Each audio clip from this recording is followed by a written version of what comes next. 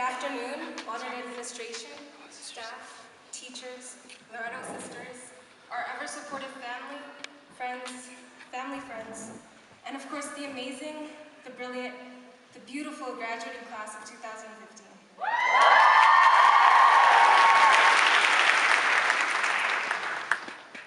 Before I begin, I was just told to announce that there's a vehicle parked illegally blocking a fire route just outside the building. The car has license plate wait, never mind, Allison Hansen, it's your car. So it's your car. Okay. To begin, I would just like to thank you guys for voting me your valedictorian. It's truly an honor. I will ensure I execute this presentation to the best of my abilities to ensure that I rep this fire graduating class looking hella fine on fleek every day. I think I've proven my point when I say I've done my research. Regardless, I want to make you proud in what we all consider today as a milestone in the journey that is life. We have just completed those 4 years they call high school. We're at that point in our lives where we can say, Mama, we made it. But more importantly, we're holding diplomas. It's just a piece of paper at first glance, but it proves to be so much more. It's a symbol sheet that proves we spent countless nights studying about the origins of writing in ancient Mesopotamia, that we talked way too loud in the cafeteria in grade 9 and then smack talked the grade 9s right after us only when we were in grade 10. It proves that we made videos about genetically engineered babies and painted breathtaking portraits on canvases, starting with just a speck of imagination. This paper proves that we breathed high school. And then, when we got hit in the face with those volleyballs and cheered on the ice at Charity Cup, performed and impressed at the music concerts, debated against Cary private schools, and came together as a community to provide funds for those less fortunate than us. That's when this paper proves we breathed Loretto Abbey. And then we'll take a few pictures outside with it and a selfie, and then a really heartfelt Instagram post, hashtag grad, hashtag class of 2015, hashtag so grateful, hashtag OMG can't believe it, hashtag mama we made it, hashtag swag, thanking our teachers and our parents, hashtag you the real MVP, even though none of them even follow us on Instagram, except Miss Mazela. And then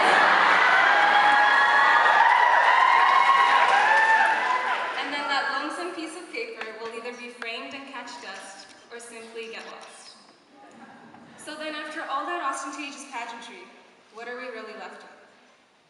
Well, for starters, there's all this club wear and spirit wear that we're gonna have to casually wear to our classes or when we're chilling at home, or the functions notes you kept because you weren't sure if you'll need it in post-secondary, except some of us, Natasha, kind of burned them in a rage-filled bonfire last year.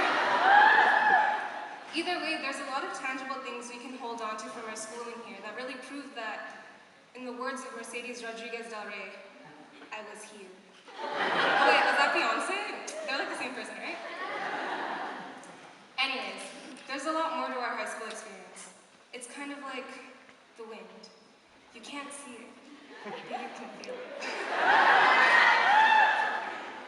There's a lot more we learned in high school. Important things. Whether you learned about Pavlov and Chomsky or Newton and Archimedes, there are things outside of the textbook lessons we learned. For starters, we learned that you should never make direct eye contact with Dr. K and try to keep your cool as much as possible.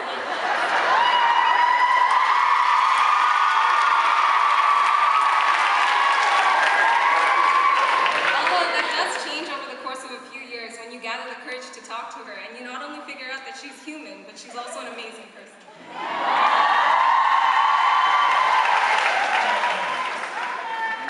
We also learned that if you're Filipino and you see Mr. C. Famia in the hallway, be prepared to be astounded by his knowledge of Tagalog, and then be forced to receive blessings when he's holding out his hand for you.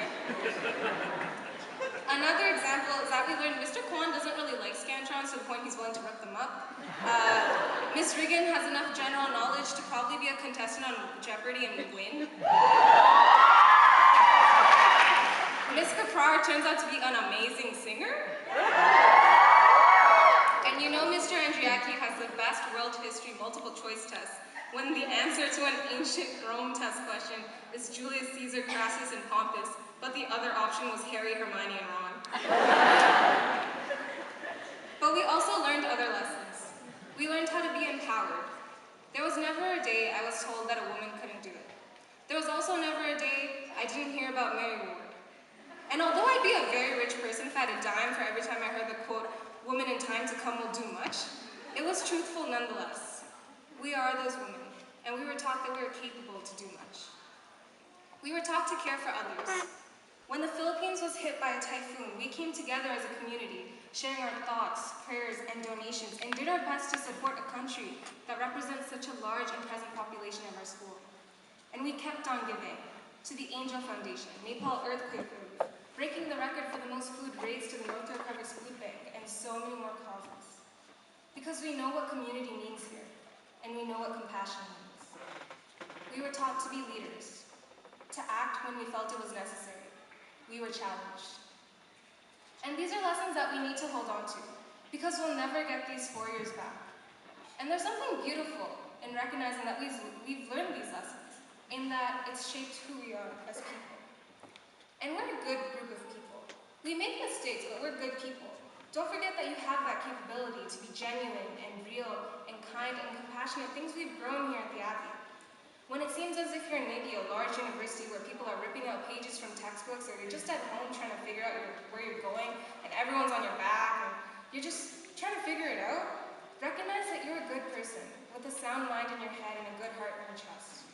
No matter what you lose, try your best not to lose that which is your sense of self. But you can definitely go ahead and lose yourself in the music, the moment, your own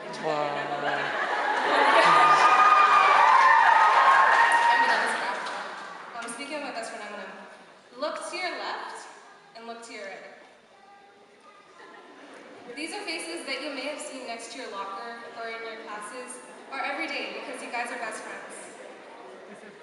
Now crane your neck and look at the people you've been trying to send signals to all ceremony long. Your closest friends, your confidants. That girl is the Lilo to your Stitch. That's the girl that you know you don't want to forget, that you want to hold on to for a really long time. For me, that's Valeria Diaz. Oh, that's so and I'm putting sweet. her on the spot because she hates being put on the spot, and that's what good friends do. Anyway, she's been my rock, and been there when I needed her. How about me? And I'm sure you've all had that person who you can call your rock. Someone who says that they'll have your back, and then actually has your back. This person is important. Whether you guys are going to the same university or even provinces apart, make sure you don't let go of this girl, because she knows you better than anyone else. And even though Cindy from accounting may seem nice, or that cute hipster guy from your philosophy class you may want to get to know a little better, this is the girl that you may, not just want, but you'll need her in your life. So remember that you give into the relationship what you get. These girls have your back. We made friendships here. Treasure them. And we cannot forget the adults who have shaped our lives as well. We all have that one adult who we admired and wanted to get to know, and garnered a staggering amount of respect for. From any realm of student life, ranging from our teachers from all departments, to our administration, our support staff, our chaplaincy, our guidance department, our Loretto sisters, our caretakers, we are lucky to have been surrounded by adults who have genuinely cared about us. Those individuals ignited a spark of passion within us to do better and be better. They made us turn around when we were really walking, to observe, to question, to critically think. Although Miss Legani always makes us take in her environment, because you think there's a crowd of people behind you, but it turns out she's just rushing by you in high heels. And of course to our families, for waking us up and making us breakfast, for driving us to morning Camp Olympia practices and band rehearsals and cross-country practice and soccer practice, and picking us up late and comforting us when we failed a math test, and simply going to school with us. In regards to these important people, I know I speak for this graduating class when I convey my utmost gratitude for helping us become better people, and more importantly, letting us be ourselves in the process. Also, while we're on the page of gratitude, thank you to Google, Wikipedia, Son of Citation, Jesus Christ. We never go past it. And sidewalks, thank you for keeping us off the streets. We'll need to hold on to those support systems. Regardless of the relationships, we'll need them, because next year is going to be hella hard. It doesn't matter where you're going, college, university, extra semester, year off, workplace, it's going to be different. There are going to be new faces, a new atmosphere, no principal handing out random treats to students walking by. Thank you so much, Mrs. Bartolini. Next year can seem as if it's a dementor, just sucking your soul, and the only way to soothe yourself is with happy memories and chocolate. Welcome to the freshman 15. But in all seriousness, next year will be onerous to say the least.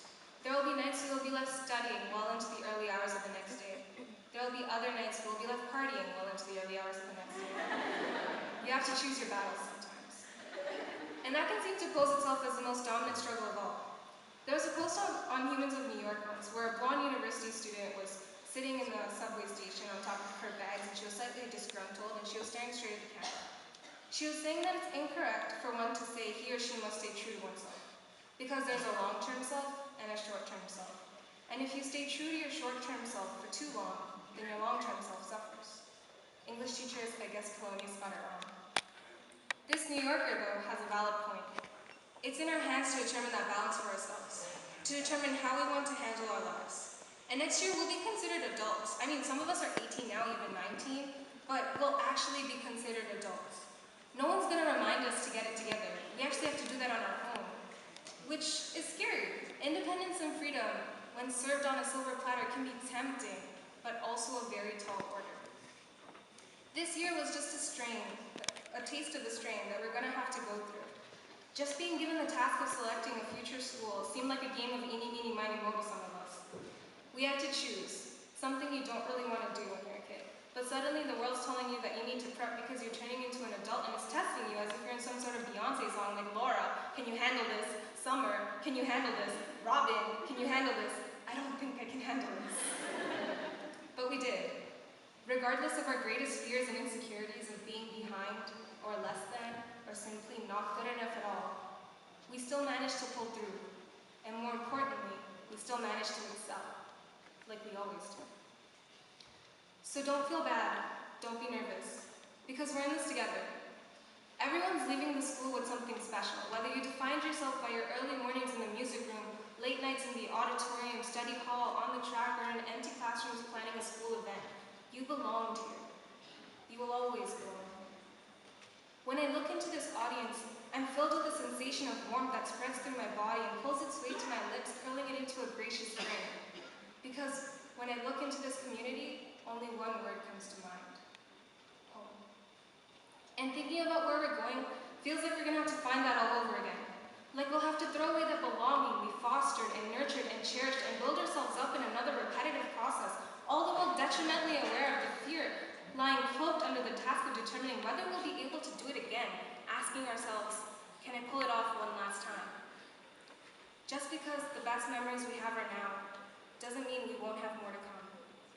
Those insecurities will come back, and those fears will creep in when we least expect them. In those moments, be afraid. Then remember how you made it the first time, and how we'll make it again. Just because you have to start again doesn't mean you can't find your way back home. And isn't that what this journey is all about? Figuring it out? But more importantly, I guess it's the fact that we'll be figuring it out together. That we'll be there as Abbey students, sharing what makes us different, no longer with simply just our school, but with the rest of the world. Showcasing our strengths, our bleed double blue spirit, our academic excellence, our determination, our faith, and everything we have grown to become. We'll be taking what we learned and helping others, and proving once more that we didn't just breathe high school, we breathed Loretto Abbey. So after the tassel is moved from one side to another, and that golden sheet that we call a diploma is handed to you, after you post that Instagram selfie with all those unnecessary hashtags, after you guys go to dinner and frame the diploma and hang it on your wall and let it catch dust for the next few years, what do you really keep? I don't know about you, but I'd say a hell of a lot. Congratulations, graduating class of 2015. We didn't just make it, we lived.